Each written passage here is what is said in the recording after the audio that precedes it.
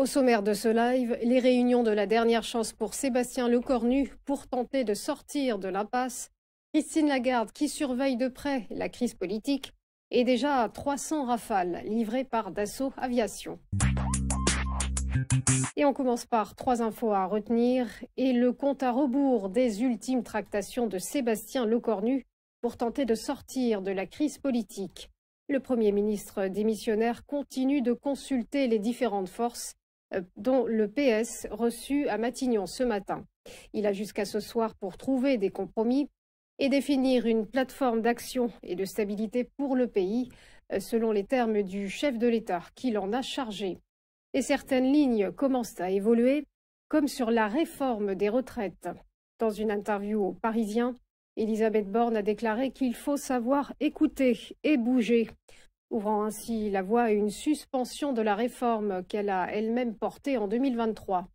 Une main tendue au Parti socialiste, qui a salué un réveil tardif mais positif par l'intermédiaire d'Olivier Faure. On a d'ailleurs appris que la piste d'une suspension de la réforme des retraites est actuellement étudiée par Matignon, qui a missionné Bercy d'enchiffrer le coup. Emmanuel Macron, de son côté, apparaît de plus en plus isolé. Et depuis hier, la pression s'est accentuée sur lui pour qu'il quitte ses fonctions. Les voix qui s'élèvent en ce sens émanent de LFI, du RN, mais aussi de son propre camp, à l'instar d'Édouard Philippe, favorable à une présidentielle anticipée. Ce soir, le pensionnaire de l'Élysée recevra les conclusions finales de son Premier ministre et devrait prendre ensuite ses responsabilités, comme l'indiquait son entourage dans un communiqué lundi. En clair, l'hypothèse d'une dissolution de l'Assemblée nationale serait toute proche.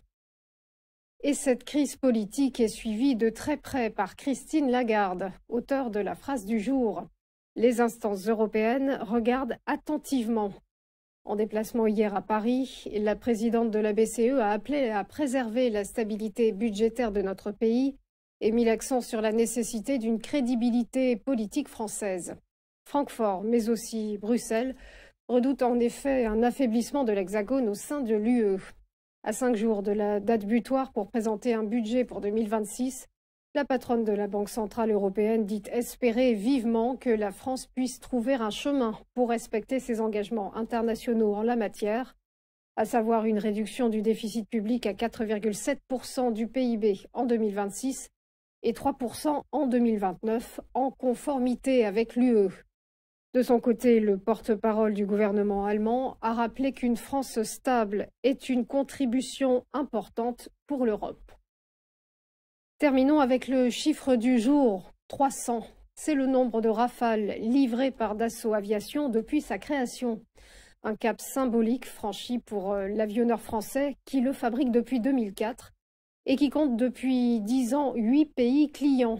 L'Inde, l'Égypte, le Qatar, les Émirats arabes unis, l'Indonésie, la Grèce, la Croatie et la Serbie. Au total, 533 commandes fermes de Rafale ont été effectuées, dont 299 à l'export. 233 avions de combat restent donc encore à livrer, dont 53 à la France. Les cadences de production vont augmenter jusqu'à 4 appareils par mois et 25 pour cette année. Dans un contexte géopolitique tendu et donc profitable au secteur de la défense, les cours de Dassault Aviation ont bondi de plus 40% depuis le début janvier. On en vient au point bourse, le rappel de la clôture des marchés hier avec des places européennes assez semblables dans leur timidité. Le CAC 40 est resté stable, plus 0,03% et se situe à 7 974 points. Même scénario à Francfort où le DAX affichait un gain infime, plus 0,03% à 24 385 points. Idem à Londres, l'indice britannique a fini à plus 0,04% et 9 483 points.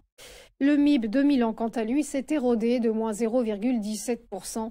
Et en Espagne, l'IBEX de Madrid s'est effrité de moins 0,19%. Direction Wall Street où les indices ont terminé dans le rouge, marquant une pause après leur précédent record. Le Dow Jones a perdu moins 0,2%, s'établissant à 46 602 points. Le S&P 500 a décliné de moins 0,38% à 6 714 points.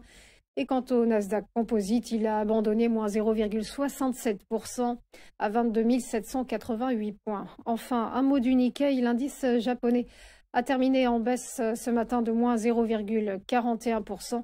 Et un dernier mot sur l'or qui a franchi hier soir la barre des 4 000 $ l'once sur fond, on le disait, d'incertitudes géopolitiques et économiques.